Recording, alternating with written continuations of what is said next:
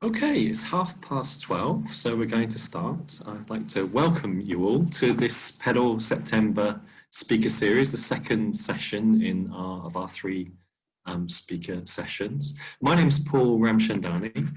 I'm the Lego Professor of Play here at University of Cambridge, and I direct the Pedal Research Centre, which I'll tell you a little bit about in a moment. I'm going to be chairing this session on potential in play, thinking about the potential of play in tackling inequalities and play's potential during this pandemic.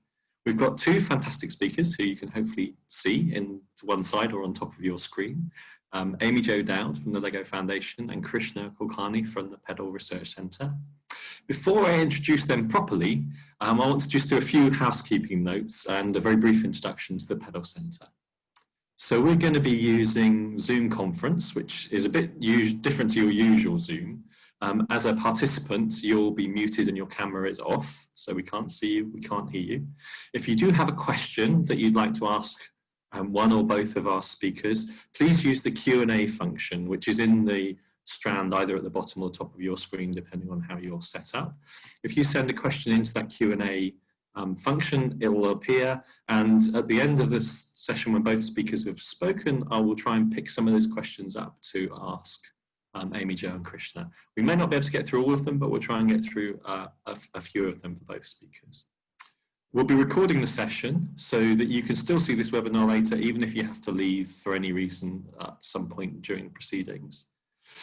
And at the end, I'll say goodbye and the meeting will end suddenly, quite abruptly. So it's a bit different to usual conferences where there'll be no applause, there'll be no chance to queue up for a quick chat. If you want to recreate the experience for yourself, you can go off and make yourself a cold cup of coffee and eat a plate full of pastries after the speakers have finished. But it will feel a bit different to your normal conference experience. So I'm going to briefly share some slides with you. So this is the session today, The Way We Play, Potential in Play, with Amy Jo Dowd and Krishna Kulkarni as our speakers. I'm going to give you a brief introduction to the Pedal Centre. The Pedal Centre is a research centre looking at play in education, development and learning. It was set up at the University of Cambridge in the Faculty of Education, and the substantial initial funding came from the Lego Foundation. We cover three core aims. First, to undertake and provide world-class research on play. Second, to build capacity in play research. And third, to seek to influence policy and practice in regard to childhood and where play fits within childhood. You can read more about the work that we do on the web link, on the link there, pedalhub.org.uk. So please do feel free to go and have a look. The key to all of our three aims and meeting all of the three aims really is collaboration. That's collaboration with researchers, with practitioners, with policymakers, and collaboration runs through the work that we do. So you're in the second of a series of 3 lunchtime webinars. This second one is looking at the potential of play. Next week we have another one at the same time next Thursday on play in the pandemic, looking at play in the pandemic in schools and early childcare settings. So if you haven't signed up for that already and you're interested, please do. You can find out more about the Pedal Centre. There's our email, our website, and Twitter and Instagram. And I'm not very good at using QR codes, but if you are, you can use that to sign up to our mailing list. So without further ado, I'm going to introduce our speakers, Amy Jo Dowd and Krishna Kulkarni. Amy Jo is going to speak first. Amy Jo is the head of evidence at the Lego Foundation, and prior to that she was the senior director of education research at Save the Children in the US, and she's going to be sharing the results of a research report on playful learning. She'll be speaking for about 15 minutes and then be followed immediately by Krishna Kulkarni, who is a doctoral student here at Pedal. She's going to be telling us about her study of parent-child play in India and about how that was at least partly interrupted or at least diverted by the COVID pandemic, and how she has adapted to that situation to learn more about parent-child play in that setting. So I'm looking forward to hearing both of them. But first of all, I'm going to hand over immediately to Amy Jo. Thank you, Amy Jo. Awesome. So thank you so much for the opportunity. I'm thrilled to present today on play in the pursuit of impact and equality. This is a new paper.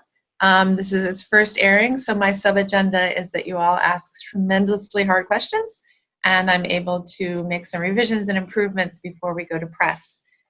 I'm going to frame this by talking a little bit about play, learning, and equality, and how thinking about these led us to our main research question, which is to understand what do we know about play and its presence in impactful efforts already.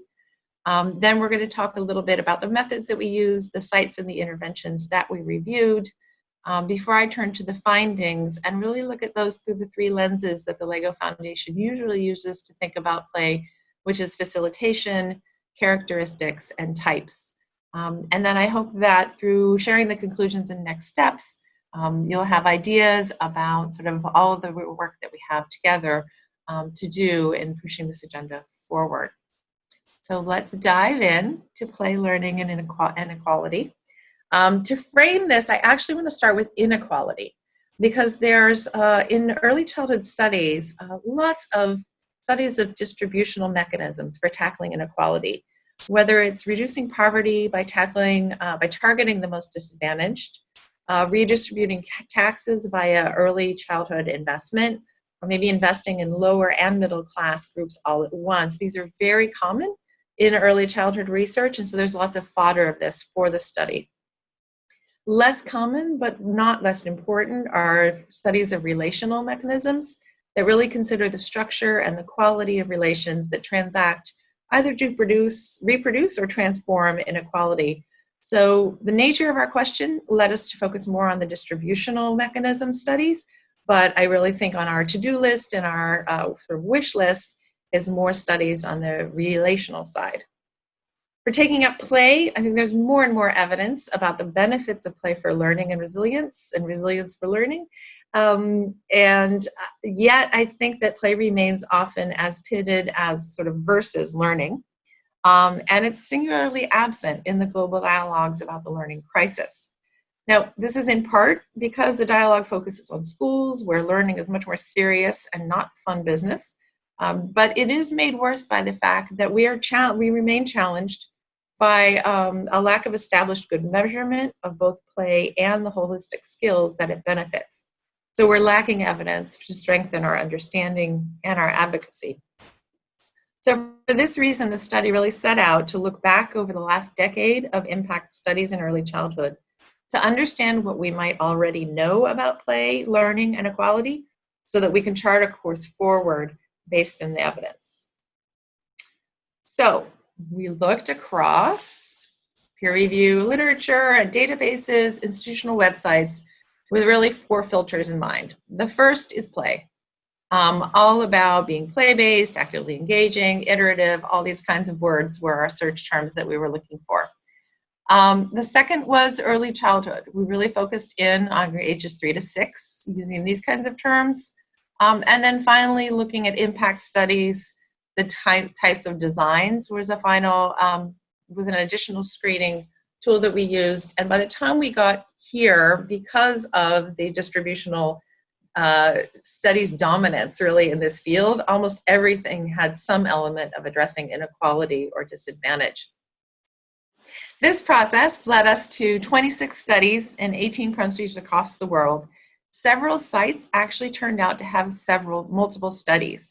This is because they went to scale, they tested perhaps alternative hypotheses, or maybe they followed children over time, or several of these.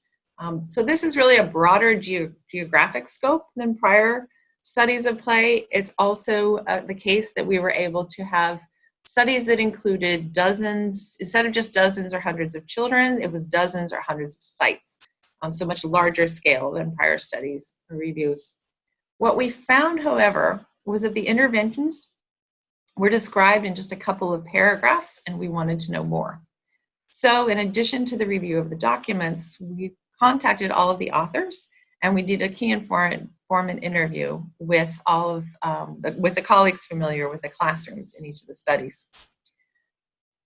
So what we learned about the interventions was that teacher training was always present, but it varied a great deal in duration and in location, from multiple one-day local training, workshops, to weeks-long residential trainings.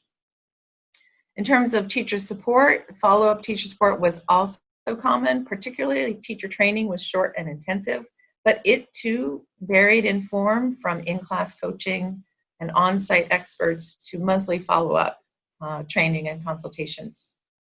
All of the interventions have manipulatives of these kinds, and all of them laid claim to including these kinds of activities: singing, reading, playing, storytelling.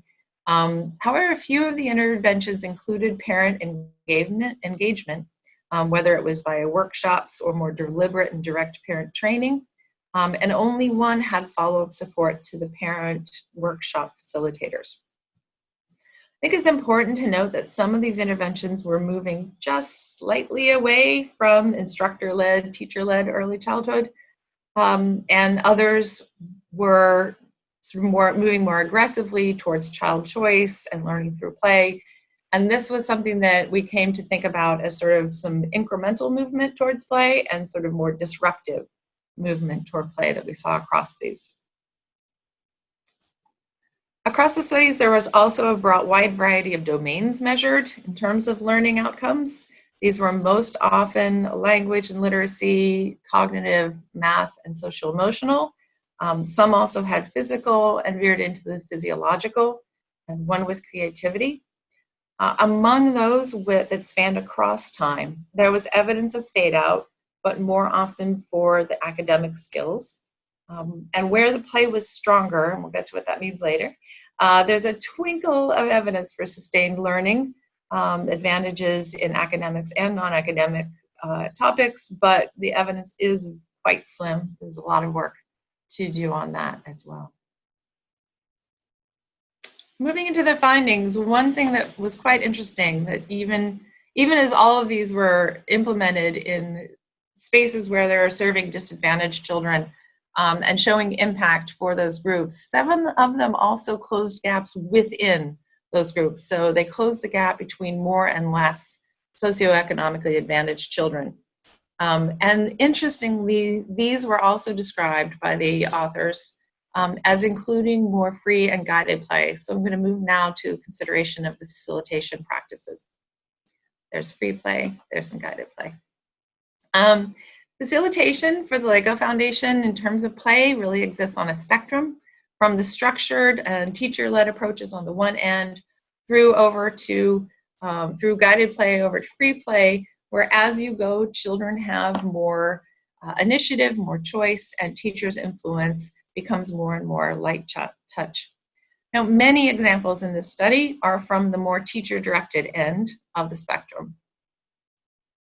And one author described it this way: for an activity about water play and measurement, the teacher sets out a bucket, water, and small and larger measures, then tells the children what to do, rather than let the children have these materials and play with them, then ask questions about the play and probe.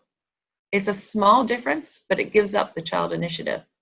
The same happens with ABC items. Pair up children and give them a task. It is still teacher-directed.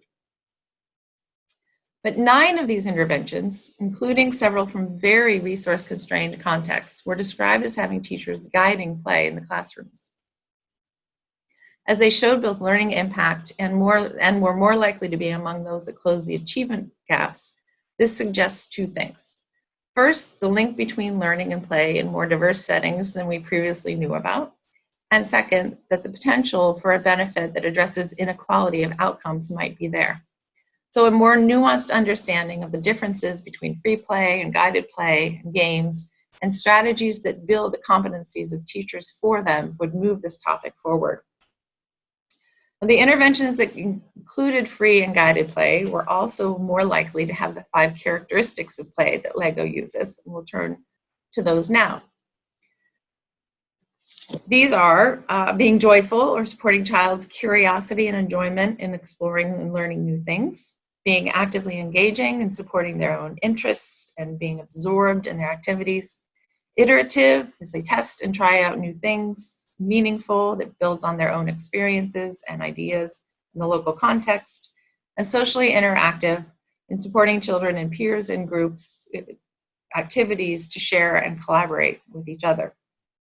In terms of the 5 characteristics of learning through play, these these interventions were described by the author as most often as being meaningful, socially interactive, and actively engaging.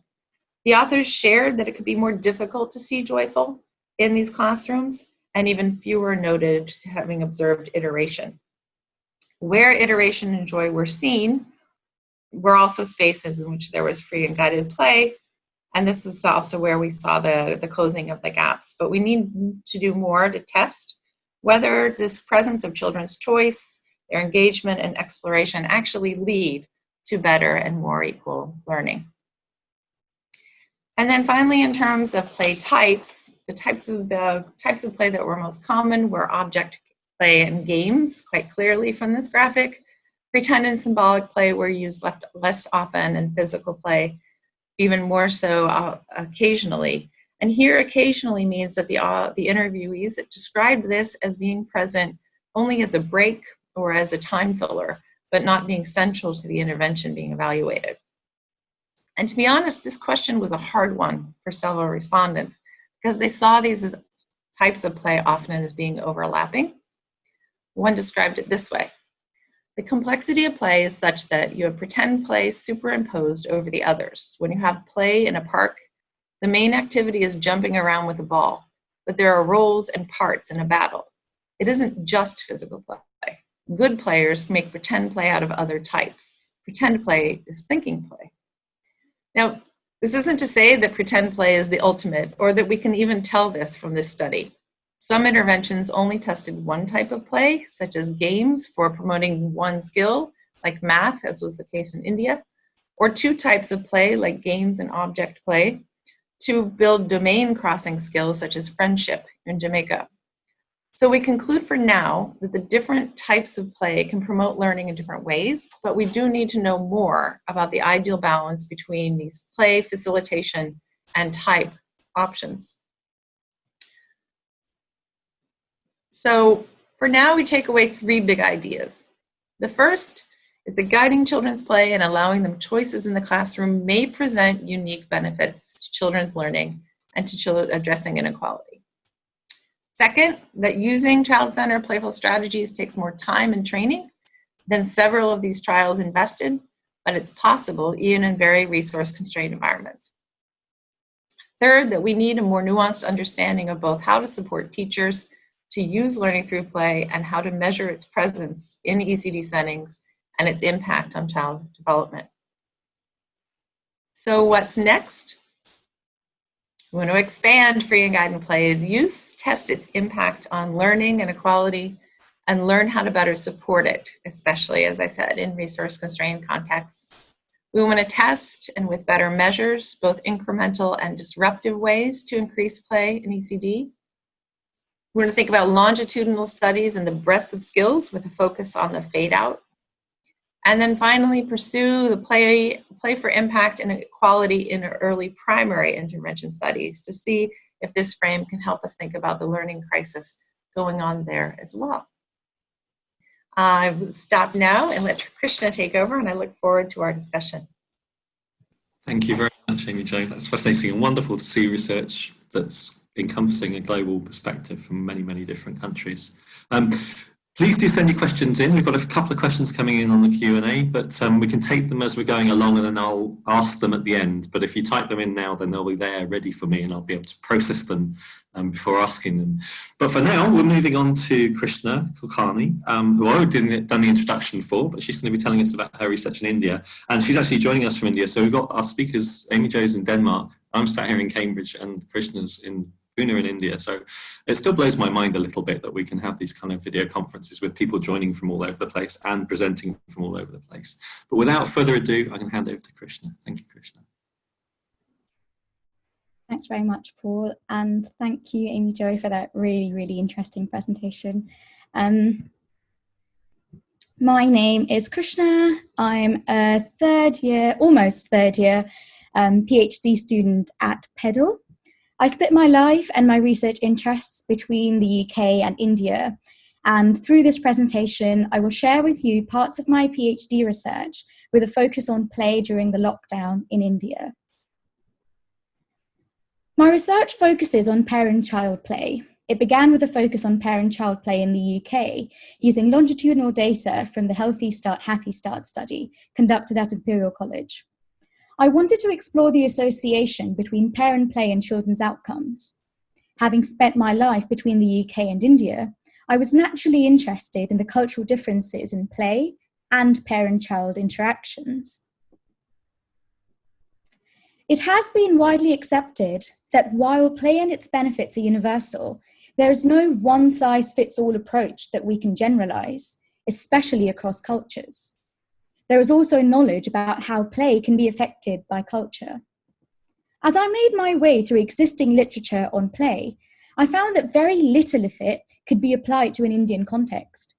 The knowledge generated from Western societies does not allow for generalization to non-Western populations, which have very different cultural beliefs and socioeconomic trends, all of which influence parenting and child outcomes. For example, research shows that it's likely that all communities vary to some degree about what they value for children's development.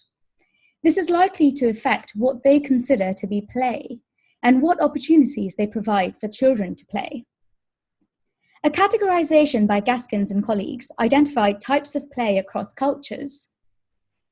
Culturally curtailed play refers to play that's considered to have very little value and is sometimes discouraged.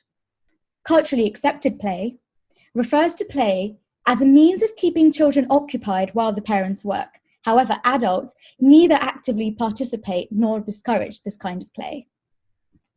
Culturally cultivated play is where adults not only encourage play, but do their best to facilitate play by providing the necessary resources as they consider play vital to children's development and learning.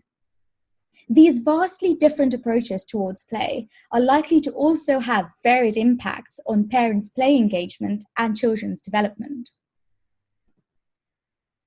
There's minimal research about play in India, but I've had first-hand experience with how deeply entrenched play is in the Indian culture, which is what led me to studying play in India. I wanted to try and understand the perception of play for children and families in India, as well as what parents' attitudes towards play was. This is particularly important given that India has the largest population of people under 25. I included parents of 2 to 5-year-olds in my study in India, a similar age to the participants of the UK study. I decided to begin with urban families belonging to mid to high socioeconomic demographics around where my family in India lives. After beginning with a small sample of 6 families that I could easily access, I planned to move on to families in lower socioeconomic groups. Unfortunately, I wasn't able to do that, but more on that later. I conducted in-person interviews with the parents, mostly mothers, to develop a basic understanding of their play. I wanted to put parents at the front of research and have them drive it. Since it's a developing area, I chose semi-structured interviews. I wanted to explore the field from the ground up, rather than imposing existing ideas, especially those influenced by the West. Broadly, parents were asked about general information, such as routines and family structure, their ideas about play, how they played with their child, and how their child played generally. However, I was very aware of the limitations of conducting only interviews, especially if I wanted to make headway in a minimally researched area. There was a high risk for discrepancy between the parents' ideas of play and mine, or of parents being conscious of my presence. Importantly, having grown up in India but lived in the UK for several years, I was an Indigenous outsider. I had to make sure that the responses were represented authentically without being influenced by my perception and interpretation of the parents' responses. I therefore also conducted free play observations and a reflection session. For the play observation, I gave the parents a standard set of toys and asked them to play with their child as they normally would for about 5 minutes. Through this, I hope to find examples of play that parents might have mentioned during the interview, or, as importantly, something they had not mentioned. I hope that the interview and the play session would be mutually clarifying. I recorded the play session and then played it back to the parents when they were done. At this time, I asked them to reflect on their play and share any thoughts they had. I also asked them questions specific to their play or their responses in the interview. The point of the reflection was to allow parents to sit back and observe their interaction with their child. It allowed me to seek clarifications and for parents to share their thoughts and explanations. Parents shared their thoughts as they were watching the video, like a live commentary. These sessions were conducted immediately after the play session, so the experience was fresh. Parents were asked follow-up questions and clarifications after the video had been watched. The main purpose of this part was to give parents a chance to reflect on their play and perhaps understand why they played in a certain way, and also to avoid misinterpreting parents' behaviors. Parents were able to express themselves more clearly with the help of the video during reflection. For example, this parent here watched how she played with blocks with her child and shared her conflict between her role as an observer versus as a guide. The parents really enjoyed the whole process, especially watching the play session. Though the data are yet to be analysed fully, there were some interesting points worth noting. First was the involvement of grandparents. All families reported a high involvement of grandparents in activities ranging from play to feeding, and in some cases, grandparents were the primary caregivers. Next, during the play session, parents largely followed their child's lead while playing, allowing the children to choose the object and pace of play. They tended to be quite instructional in their play, quizzing children on the names of colours or recent experiences or spellings while playing. Unfortunately, progress on this round was paused to make way for more relevant and time-critical research. I returned to Cambridge to transcribe, analyse and switch gears to my UK study. However, COVID had different plans for me, and 4 weeks later, I was back in India just in time for a nationwide lockdown. Public spaces such as parks and malls were shut, private and public transport was halted, schools and offices either moved online or closed. April to May is also the peak of summer in India, when most schools are shut for the summer and children tend to go for camps or on holiday with their families. With schools shut, camps cancelled, children had to stay indoors. Their play was restricted to their homes, typically apartments. Some families had access to their own private gardens or terraces, allowing for easier outdoor play. While trying to take stock of what my next steps could be, I realised that I had a baseline ready and waiting to make the most of all the uncertainty. I reached out to the families who had already participated, and they all agreed to take part. By the time I conducted the interviews, all 6 families had experienced at least 10 weeks of strict lockdown. I wanted to understand what their experience with play had been during the lockdown. I conducted the interviews via video call, typically on weekends with the children floating across the screens, or after the children had gone to bed during the week.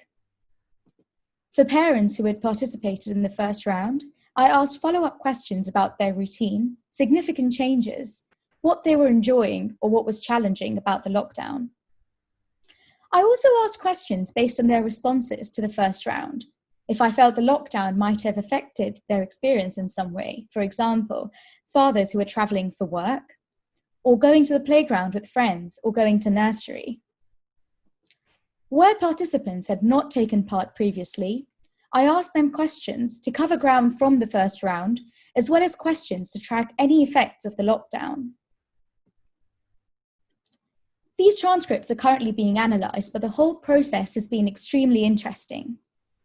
Several parents reported that playgrounds being shut did not stop them from outdoor exploration and physical play, with several parents saying that they actually explored their immediate surroundings much more than ever before. Across the board, screen time had increased for all the children, though the content of it varied. With parents and children both having to spend more time at home than before, families were really enjoying the time that they'd got together. A universal response was about much greater involvement of fathers in the children's play and everyday routines.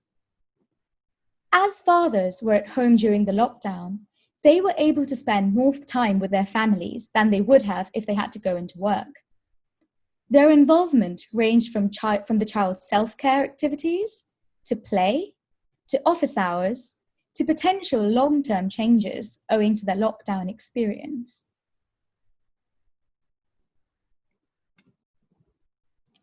It was also interesting to see that the lockdown had influenced the children's pretend play in some cases. For some children, they began enacting what they watched as a result of increased screen time during the lockdown. For others, the link was much more direct, with them incorporating lockdown rituals or vocabulary in their play, like in the quotes here. One child had normalized wearing masks, despite never having stepped out wearing one herself, while another replicated their family's sanitizing rituals with his toys.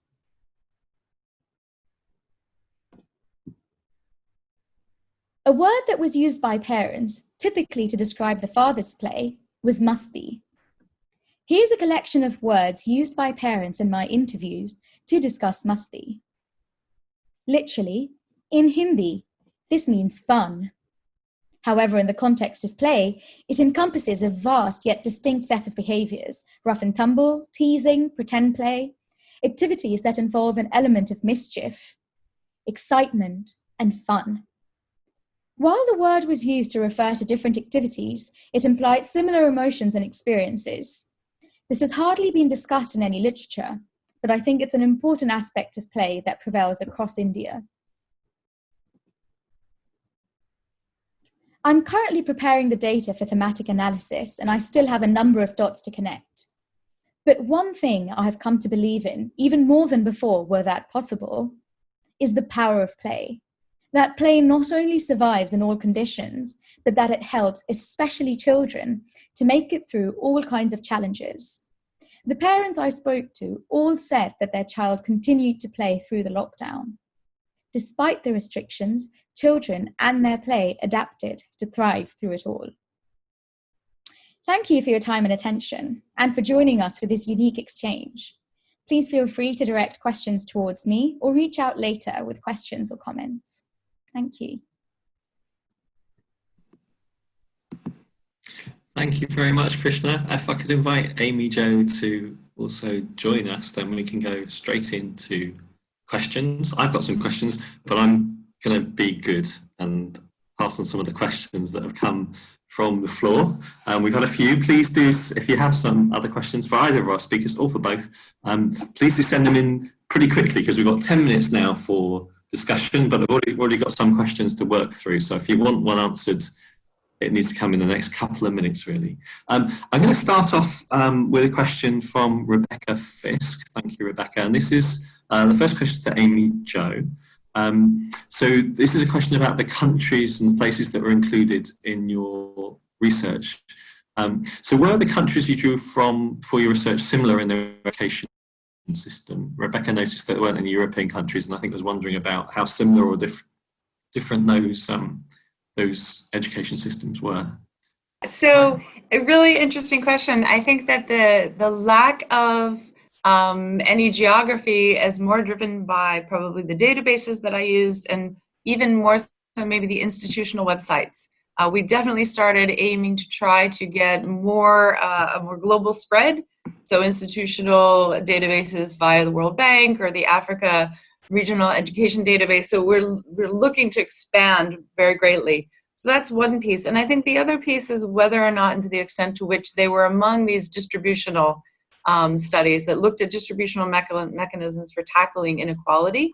And the third, did they have play?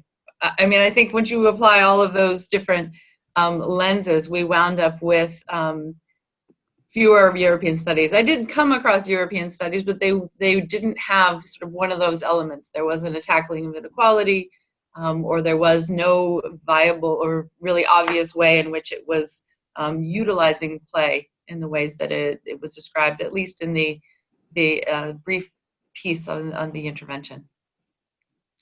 Thank you very much. So the next question I'm going to direct to both of you. So this is from Victor. The question was asked during your presentation, Amy, but actually I think it applies to both. So Victor is curious if there is any way of looking at addressing gender inequalities through play. So if we think about both how you might study it, but also how you might influence gender inequalities, I mean, it's obviously an issue that's applicable to India as much as it is to anywhere else. So I'd be interested in both and what both of you might have to say about that, about the potential to understand and change gender inequalities and gender norms through play. Nice, easy one. So we definitely looked at all kinds of inequalities that might have been addressed. And the reality was that in all of the settings, it was about socioeconomic. Sometimes that was overlaid with urban-rural. And in one case, it was both socioeconomic and Hispanic, non-Hispanic. They closed that gap as well. But actually, we didn't find in these settings, and I assume the authors looked for them and didn't find them. And a few of them, actually, I did ask them straight up. And it wasn't there. And I think this is something that sort of in the past we have experience with at these early ages with measures that are looking at these sort of school readiness outcomes. We don't see a lot of gender differentials. That isn't to say that in the classroom and dynamics, sort of the more relational side, you aren't creating and reproducing gender dynamics. It's just the way that this study looked at inequalities, it wasn't a big theme across the studies. Thank you. Krishna, do you want to add anything from your study or your work?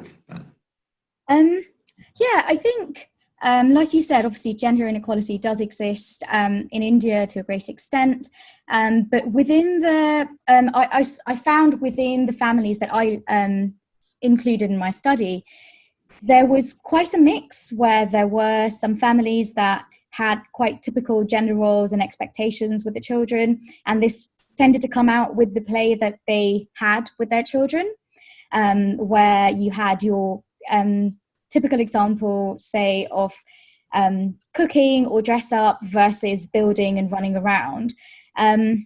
That did come up with a few families. However, there were also other instances where it was just, well, she likes running around or he just really likes colouring, and that's all that really matters. So I think it's quite interesting to see that even within a similar background of families, if you will, there was quite a broad range of their understanding of it.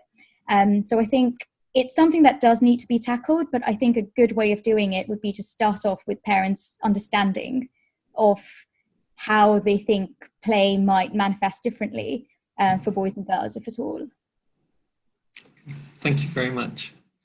The questions are coming in thick and fast now. So the next one is for Amy. This is from Yasmin, came in while you were doing your talk, actually. So this one is, what's the interface between play, per se, and stimulation in early childhood education? So a bit of a conceptual question, but it's an interesting one about where you differentiate between play and aspects of interventions and development. Yeah, a really interesting question. And I think conceptually, at least in the sort of dialogues that I'm most commonly involved in, one talks about play in an early childhood or older childhood phase, and stimulation is more in the younger age span, the 0 to 3, where maybe the extent of the child's activity and choice might be more limited. That's sort of where I see it. I think for these studies, because we're looking primarily at 3 to 6 and at sort of classroom-based preschools, it's primarily a space in where we're looking at sort of learning through play. And I think importantly for probably yours and several of the questions that I was able to glance through while Krishna was presenting, is that this is really a study limited by the fact that we're asking authors to think back to their time in the classroom. This is not an observational study. I wish we had observational data on these things, and I'm hoping that what it does is set the stage for future observational studies, but this is really a recollection of things that they saw and experienced maybe a year or even longer after. The next question is for Krishna, and this comes from Audrey Kittredge, who used to work with Pedal and is now based in North America. So Audrey, as well as saying, thank you very much for the lovely presentation, and that applies to both presentations. Audrey's curious what kind of findings, Krishna, you were anticipating in parent-child play in lower SES families in India. And I think part of the reason for that question she's suggesting is that maybe higher SES families that you started with, perhaps more influenced by Western culture. I don't know, you tell us what you think about that as someone from the country. Thank you, and thanks Audrey for that. I think in general, based on interventions and other studies, other research that I've looked at so far, play as a means for aiding children's development or helping children in some way, the impact has been found to be greatest for children from lower resourced communities, which is probably the first motivation for me to move towards a lower socioeconomic sort of demographic in India. Apart from that, it's very true that it's likely that mid to higher socioeconomic sort of families in that group in India are quite influenced by Western play or Western culture or media in some way. And I think I really wanted to go to the basics, to either what play is like inherently in Indian culture, or also play in places where you can't get your fancy, flashing, screaming toys and you're having to make do with fewer resources, maybe kitchen vessels that you have, or a box, or playing outdoors. Outdoor play features hugely in India because the weather's great most of the time. So I think that's something that I was really interested in looking at, which is why I wanted to focus on lower socioeconomic families. And I think it's something that once I get this study done, I definitely like to come back and examine a bit more. For another seminar. So I think we've got time for just, I'll squeeze one more quick question in. We're coming up to time, but this one's for you, Amy Jo. This is from Mandy Andrews, and is asking about the 5 specific types of play that you selected and asking why those ones were selected when there are other more complex taxonomies, and also whether there's a danger of the selection of those 5 kind of directing the findings. So you could say something about how that works. Absolutely. So this was already really complex for the authors. As I mentioned, sort of looking back and trying to think through, okay, remember last time I was there, did I see this? So, but this is also sort of right now what the LEGO Foundation has been using to think about play and the lenses through them. And I think in our measurement work moving forward, we'll be looking at sort of more and different taxonomies. If you want to send me your ideas, super happy to receive them and build them into our further thinking, because I think there are very, very many ways to think about play. And I think, as Krishna said, several of them fall short when you're crossing vast distances and cultures, which certainly we did in this study. And as we get sort of more and more into sort of the details and getting more sophisticated, certainly in measurement of play and the holistic outcomes, as I was saying, that it influences, I think we need to sort of take on a breadth of taxonomy. So you have my email, send them. Thank you very much, Amy Jo. I'm very sorry to have that as a question right at the end and rush, because it's obviously one that deserves a lot longer for consideration. You can have another seminar. Yes. And there are a large number of other questions which we haven't managed to get to. But thank you to all the people attending, and thank you for those who did send in questions. You've got contact details for the speakers and also for the centre. If you want to follow up with any conversations, please do. We've got another session next week at the same time with 2 other excellent speakers, but I'm not going to say anything more about that because I've run out of time. But do tune in, register and tune in if you want to. It just remains for me to thank our 2 speakers very much. Thank you very much, Amy Jo. Thank you for the opportunity. For fascinating talks and for answering questions. So thank you very much, and goodbye to everybody. Thanks. Bye, everyone.